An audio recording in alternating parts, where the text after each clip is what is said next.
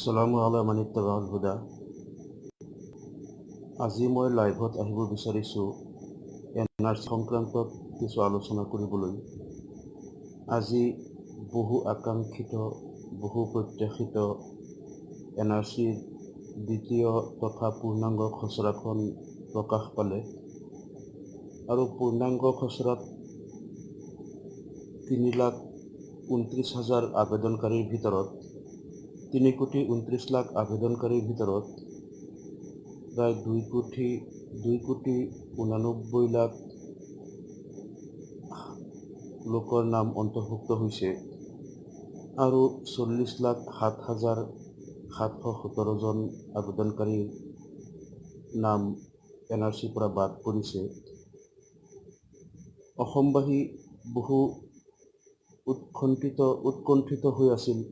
অসমবাসীয়ে ধাৰণা কৰিছিল, একাংশ লোকে ধাৰণা কৰিছিল যে 70-80 লাখ বিদেশীৰ নাম বাদ পৰিব আৰু একাংশই ভাবিছিল যে খুব কম মানুহৰ নাম বাদ পৰিব। কিন্তু আমি যিটো ধাৰণা কৰিছিলোঁ, প্ৰায় আমাৰ ধাৰণা অনুযায়ী 40 লাখ মানুহৰ নাম বাদ পৰিছে। আমিও ধাৰণা কৰিছিলোঁ 40 লাখ মানুহৰ নাম বাদ পৰিব। এই ক্ষেত্ৰত আজি বিভিন্ন সংবাদ মাধ্যমত অৰ্থাৎ টিভি চেনেলত যিবিলাক বাতৰি বা আলোচনা চক্ৰ, পৰ্যালোচনা, সমীক্ষা আজি সম্প্ৰচাৰ কৰা হ'ল, আমি আজিৰ দিনটোত বিভিন্ন সংবাদ মাধ্যমত আমি এই কথাবিলাক আলোচনাত নিজেও কৰিছোঁ বা বিভিন্নজনৰ আলোচনা আমি শুনা পাইছোঁ।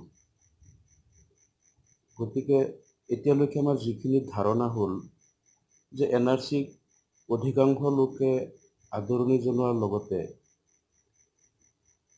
একাংশ লোকে এনআৰচিক ঠিক যেনেদৰে তেওঁলোকে যেনেধৰণেৰে ভাবিছিল তেনেধৰণৰ ফলাফল নোহোৱাৰ কাৰণে যেন অন্তৰেৰে আঁকোৱালি ল'ব পৰা নাই। কিন্তু এই কথাটো আমি যিটো দেখা পাইছোঁ যে আজিৰ ফলাফলটো অপ্ৰত্যাশিত নাছিলে, কাৰণ প্ৰায় 40 লাখ লোকৰ নাম বাদ পৰিব এই কথাটো আমি আগতেই অনুমান কৰিব পাৰিছিলোঁ। তাৰ ভিতৰত বহুতে ক'ব পাৰে যে যিসকলে এনআৰচিৰ কামত জড়িত হৈ আছিল সেই বিষয়া কৰ্মচাৰীসকলে বা চৰকাৰে বা বিভিন্নজনে ইয়াত কিবা ষড়যন্ত্ৰ কৰিছে বুলি বহুতে ভাবিব পাৰে। কিন্তু মই যিটো ভাবোঁ যে এই 40 লাখ লোক যিসকলৰ নাম বাদ পৰিছে, আমি এই 40 লাখ লোকক একেষাৰে বিদেশী বুলি ক'ব নোৱাৰোঁ। এই কথাটো সকলোৱে স্বীকাৰ কৰিছে যে এই 40 লাখ লোকৰ ভিতৰত বহুত লোক ভাৰতীয় নাগৰিক আছে। বহুতে কৈ আছে ইয়াত খিলঞ্জীয়া বৈধ ভাৰতীয় নাগৰিকৰ নাম বাদ পৰিছে। গতিকে এই কথাটো সকলোৱে স্বীকাৰ কৰিছে যে ইয়াত ভাৰতীয় লোকৰ নামো বাদ পৰিছে। আৰু ভাৰতীয় লোকৰ নাম বাদ পৰাৰ কেইবাটাও কাৰণ আছে।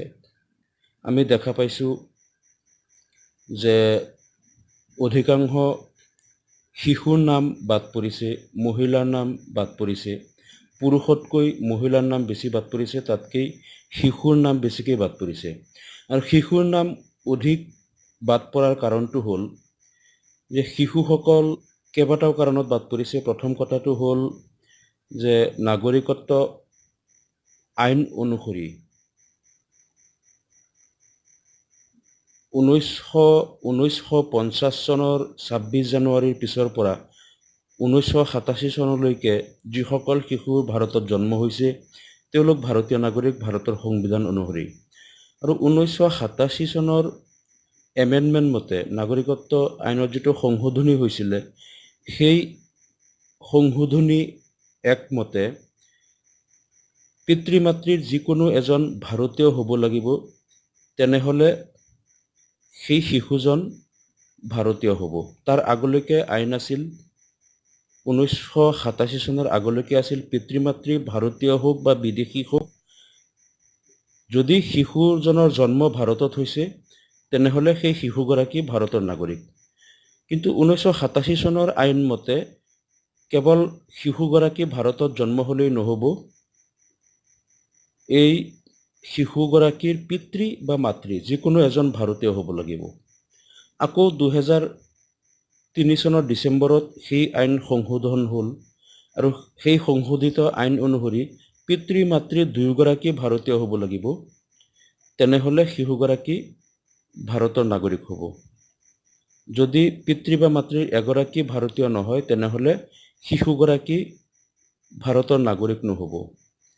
এতিয়া কথা হ'ল, যিসকল শিশুৰ পিতৃ মাতৃ দুয়োগৰাকীৰ নাম এই NRCত সন্নিৱিষ্ট হোৱা নাই, তেওঁলোকৰ হয়তো শিশু সন্তানসকলৰ নাম সোমোৱা নাই, বা যদি পিতৃৰ নাম ঠিকেই আছে, NRCত অন্তৰ্ভুক্ত হৈছে, কিন্তু মাতৃগৰাকী হয়তো পঞ্চায়তৰ ডকুমেণ্ট দিছিলে বা যিকোনো কাৰণত সেই মাতৃগৰাকীৰ ডকুমেণ্টটো একচেপ্ট হোৱা নাই, নোহোৱাৰ কাৰণে 2004 চনৰ পিছত সেই মাতৃৰ যিকেইগৰাকী সন্তানৰ জন্ম হৈছিলে সেই সন্তানসকলৰ নাম সন্নিৱিষ্ট হোৱা নাই, কাৰণ 2004 চনৰ সংশোধনী আইন মতে পিতৃ মাতৃ দুয়োগৰাকী ভাৰতীয় নাগৰিক হ'ব লাগিব। আনহাতে শিশুসকলৰ নাম অধিক পৰিমাণে কৰ্তন হোৱাৰ আৰু এটা কাৰণ হ'ল, বহু শিশুৱে যিবিলাক বাৰ্থ চাৰ্টিফিকেট দিছে সেই জন্মৰ প্ৰমাণ পত্ৰবিলাক ভুৱা আছিল। অৰ্থাৎ জন্মৰ প্ৰমাণ পত্ৰ বহুত পিতৃ মাতৃ সচেতন নোহোৱাৰ কাৰণে শিশুৰ জন্মৰ লগে লগে শিশুৰ নাম পঞ্জীয়ন কৰা নাছিল। তেওঁলোকৰ নিকটতম হস্পিটেলত পঞ্জীয়ন কৰিব লাগে, বহু পিতৃ মাতৃয়ে নাজানে কাৰণে পঞ্জীয়ন কৰা নাছিল। পিছত যেতিয়া তেওঁলোকে জানিলে যে এই শিশুসকলৰ জন্মৰ প্ৰমাণ পত্ৰ লাগিব, তেতিয়া তেওঁলোকৰ পৰা এচাম দালালে টকা 400, 500, 1000 কৈ লৈছে যে মোক 500 টকা দিলে মই এই এটা বাৰ্থ চাৰ্টিফিকেট বা জন্মৰ প্ৰমাণ পত্ৰ মই উলিয়াই দিব পাৰিম। কিছুমান দালালে কৰিছে কি, তেওঁলোকে হস্পিটেলত সেই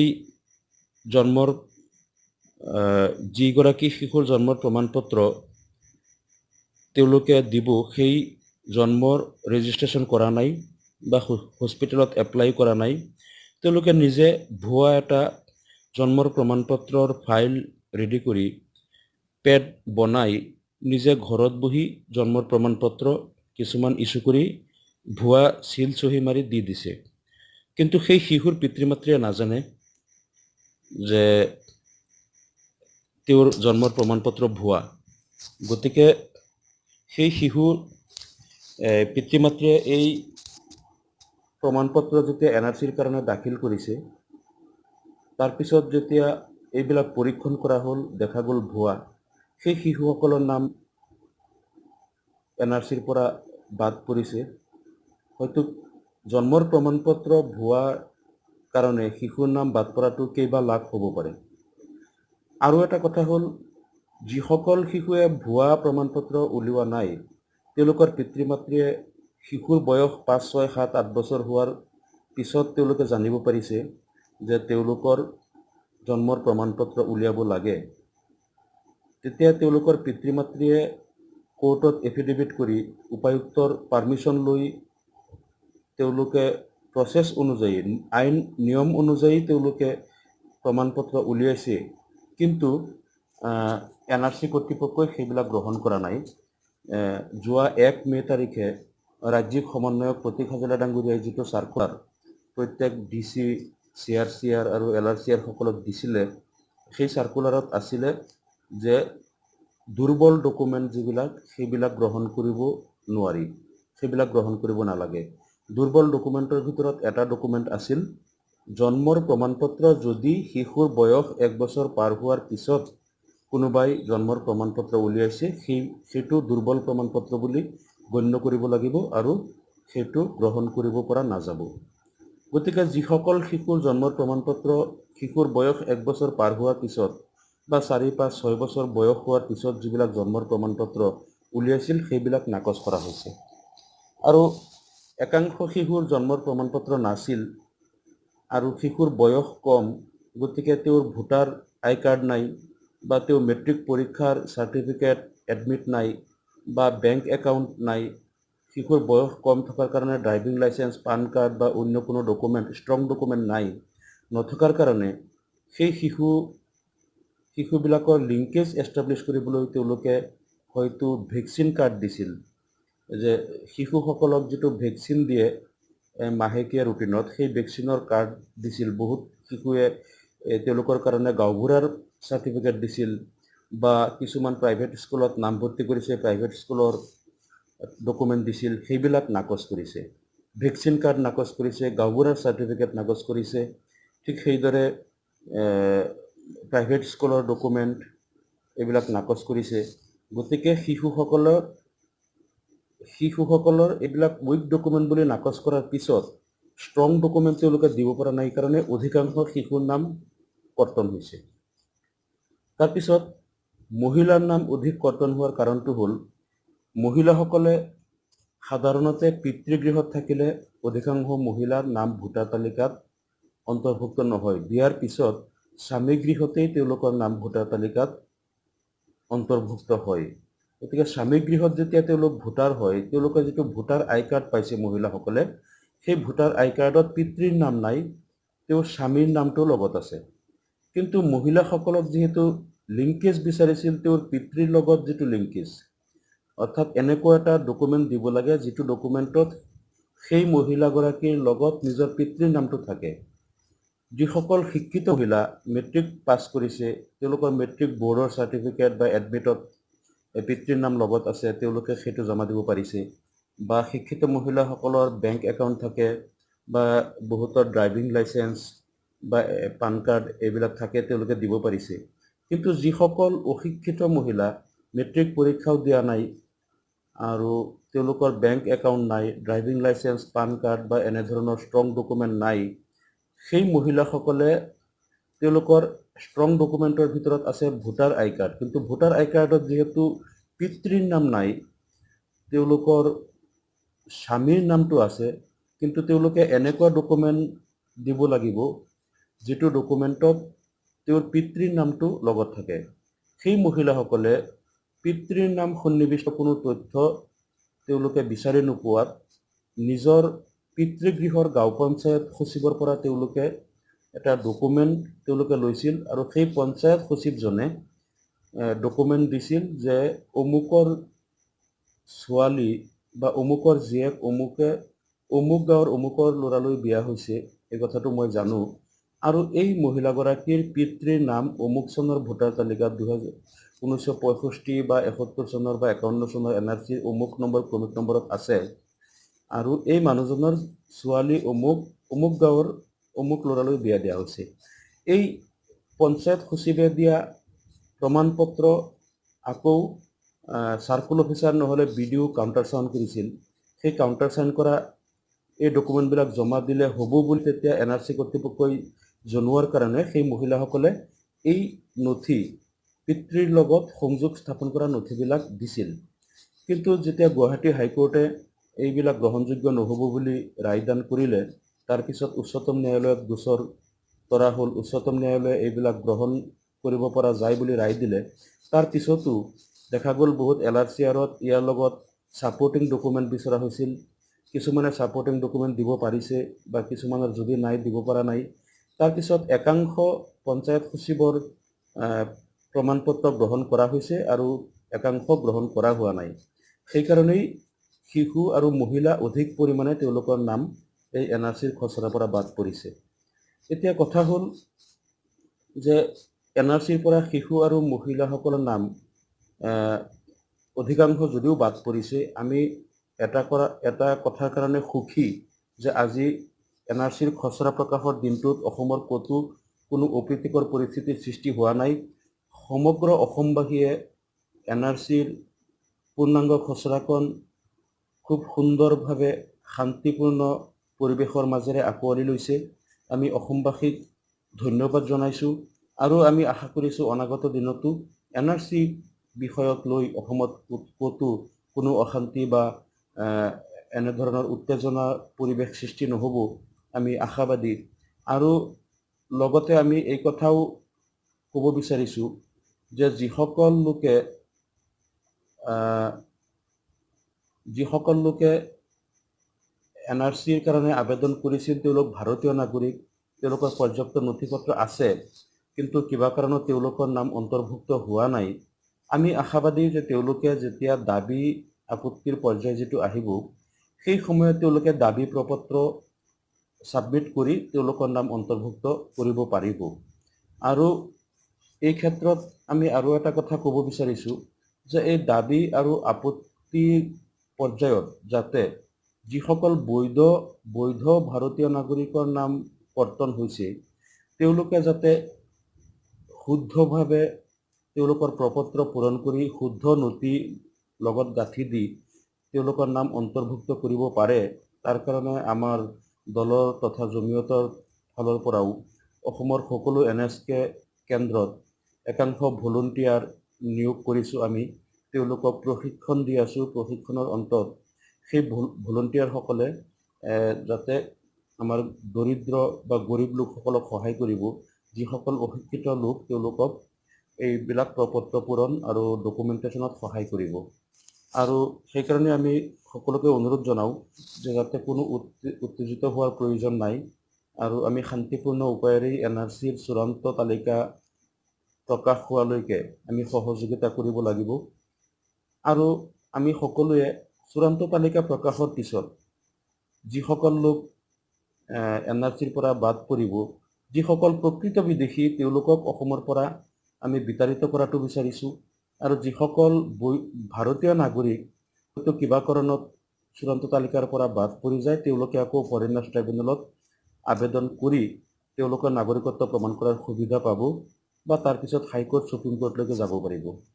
কিন্তু যিসকল প্ৰকৃত বিদেশী লোক তেওঁলোকক যাতে বহিষ্কাৰ কৰিব পৰা যায়, তাৰ কাৰণে ভাৰত চৰকাৰে বাংলাদেশ চৰকাৰ বা নেপাল বা চুবুৰীয়া দেশসমূহৰ লগত আলোচনা কৰি এটা দ্বিপাক্ষিক চুক্তি কৰিব লাগিব। সেইটো আমাৰ দাবী, নহ'লে এই সমস্যাটো সমাধান নহ'ব। আৰু এই সমস্যাটো সমাধান কৰাৰ কাৰণে আমি এটা পজিটিভ মেণ্টেলিটি লৈ আগবাঢ়িব লাগিব। যেনেকৈ আমি কোনো বৈধ ভাৰতীয় নাগৰিক বঞ্চিত হোৱাটো নিবিচাৰোঁ, ঠিক সেইদৰে কোনো অবৈধ বিদেশীৰ নাম অন্তৰ্ভুক্ত হোৱাটো আমি নিবিচাৰোঁ। গতিকে আজিৰ খচৰা প্ৰকাশৰ পিছত বিভিন্নজনৰ লগত আমাৰ মত বিনিময় হৈছে, বিভিন্ন TV চেনেলত আমি বহুতকে লগ পাইছোঁ, বহুতৰ মতামত আমি পাইছোঁ।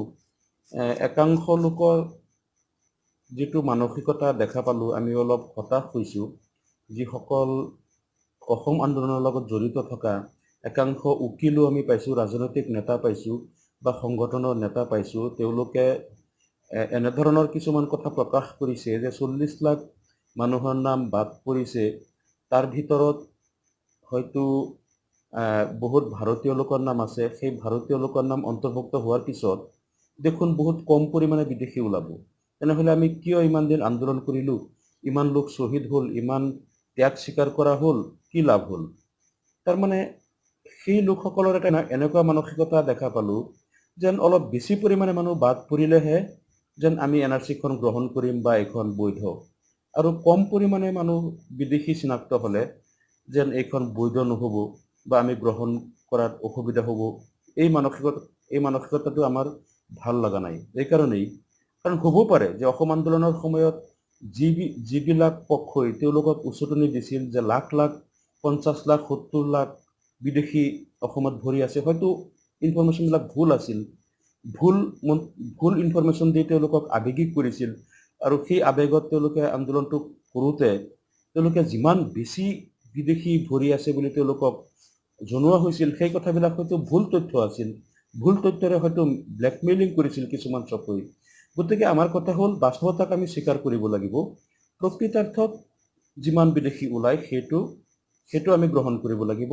আমি ভাবা ধৰণেই যে ইমান হ'ব লাগিব বা ইমান বেছি হ'লেহে মানিম, ইমান কম হ'লে নামানো, বা ইমান মানুহ কিয় বাদ পৰিব, ইমান কম হ'ব, এনেধৰণৰ চিন্তা চৰ্চা যাতে আমাৰ নাথাকে আমি আৰু এটা কথা তেওঁলোকে আজিও আমাৰ কেইটামান টিভি প্ৰগ্ৰামত দুই এজনে স্বীকাৰ কৰিছে যে দেখোন আজিৰ পৰা প্ৰায় 25 বছৰমান আগতেই প্ৰয়াত মুখ্যমন্ত্ৰী হিতেশ্বৰ শইকীয়া ডাঙৰীয়াই তেখেতে অসম বিধানসভাত কৈছিল 30 লাখ বিদেশী অসমত আছে।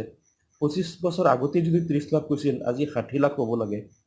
আৰু তেওঁলোকে কৈছিল যে আৰু 10-15 বছৰ আগতেই মনমোহন সিং চৰকাৰৰ গৃহমন্ত্ৰী প্ৰকাশ জয়ছোৱালে পাৰ্লিয়ামেণ্টত কৈছিল যে অসমত 50 লাখ বিদেশী আছে। গতিকে তেওঁলোকে যদি তেতিয়াই 50 লাখ কৈছিল, আজি 60-70 লাখ হ'ব লাগিছিল। গতিকে আজি এতিয়ালৈকে 40 লাখ বাদ পৰিছে। তাৰ পৰা যদি আৰু একাংশ ভাৰতীয় নাগৰিক ওলাই যায়, তেনেহ'লে দেখোন সংখ্যাটো আৰু কমি যাব। তেতিয়া এই কথাৰ উত্তৰত মই কৈছিলোঁ, চাওক, তেওঁলোকে এইবিলাক ৰাজনীতি কৰিছিল, নিকৃষ্ট ৰাজনীতি। প্ৰয়াত হিতেশ্বৰ শইকীয়া ডাঙৰীয়াই অসম বিধানসভাত যিটো কৈছিল 30 লাখ বিদেশী আছে, তেতিয়া কিন্তু আজিৰ দৰে পদ্ধতিগতভাৱে এনেধৰণে চাইণ্টিফিক উপায়েৰে মানুহৰ নাগৰিকত্ব প্ৰমাণ কৰি কোনো ধৰণৰ ফলাফল ওলোৱা নাছিল, যাৰ ওপৰত ভিত্তি কৰি হিতেশ্বৰ শইকীয়াই কথাটো কৈছিল, বা মনমোহন সিং চৰকাৰৰ হোম মিনিষ্টাৰ প্ৰকাশ জয়ছোৱালে পাৰ্লিয়ামেণ্টত 50 লাখ বিদেশীৰ কথাটো কৈছিল। সেইবিলাক আছিল সম্পূৰ্ণ ভুৱা, আনুমানিক, আৰু এইবিলাক আছিল নিকৃষ্ট ৰাজনীতিৰ অংশবিশেষ। তেওঁলোকে এইকাৰণেই কৈছিল, যেতিয়া 1985 চনত অগপ চৰকাৰ হৈছিল, অগপ চৰকাৰৰ শেষত 89 চনত যিটো ভোটাৰ তালিকা প্ৰকাশ কৰিছিল, আজি যেনেকৈ NRC কৰি আছে, প্ৰায় তেনেকেই কৰিছিল। সম্পূৰ্ণ লোকসকলৰ তেওঁলোকৰ লিগেচি ডাটা আৰু লগতে লিংকেজবিলাক চাই মেলি ভোটাৰ তালিকা খুব কটকটীয়াভাৱে কৰা হৈছিল। সেই ভোটাৰ তালিকা কৰাৰ পিছত অগপ দলেও ভাবিছিল যে এতিয়া ভোটাৰ তালিকাত আৰু বিদেশীৰ নাম নাই, আৰু তেতিয়া আছুৱেও এই আন্দোলনটো অলপ শিথিল কৰি দিছিল, আন্দোলনটো এৰি দিয়া নিচিনা হৈছিল। যেতিয়া পৰৱৰ্তী কংগ্ৰেছ চৰকাৰে দেখিলে যে এতিয়া আছু বা অগপই এতিয়া আৰু বিদেশী ইছ্যুলৈ তেওঁলোক ইমান সক্ৰিয় নহয়, তেওঁলোকে এতিয়া সেই কথাবিলাক বাদ দি উন্নয়নৰ কথাত লাগি গৈছে। পুনৰ এই আন্দোলনটো কেনেকৈ জীয়াই তুলিব পাৰি, সেই এটা ৰাজনৈতিক পাশা খেল হিচাপেই হিতেশ্বৰ শইকীয়াই হঠাৎ অসম বিধানসভাত 30 লাখ বাংলাদেশী থকা বুলি কৈ দিলে, যাতে পুনৰবাৰ আছু বা অন্য সংগঠনবিলাক এই ইছ্যুটো লৈ তেওঁলোকে জঁপিয়াই উঠে, আৰু অসমত যাতে পুনৰ এটা এই ইছ্যুটো জীয়াই উঠে, যাতে এইটো লৈ আকৌ বহুত দিন ৰাজনীতি কৰিব পৰা যায়। ঠিক সেইদৰে মনমোহন সিং চৰকাৰৰ দিনত প্ৰকাশ জয়ছোৱালেও এনেদৰেই কথাটো পাৰ্লিয়ামেণ্টত কৈছিল, যাতে এই ইছ্যুটো জীয়াই ৰাখি ৰাজনীতি কৰি থাকিব পৰা যায়। গতিকে সেই ৰাজনৈতিক বক্তব্যবিলাক আমি ভাবোঁ যে সেইবিলাক আজিৰ দিনত অপ্ৰাসংগিক। সেই কথাবিলাক যাতে কোনেও আজিৰ দিনত টানি নানে। এতিয়া বাস্তৱতা আমি সকলোৱে স্বীকাৰ কৰিব লাগিব। গতিকে আজি NRCটো এটা চাইণ্টিফিক পদ্ধতিৰে, এটা পদ্ধতিগত উপায়েৰে হৈ আছে।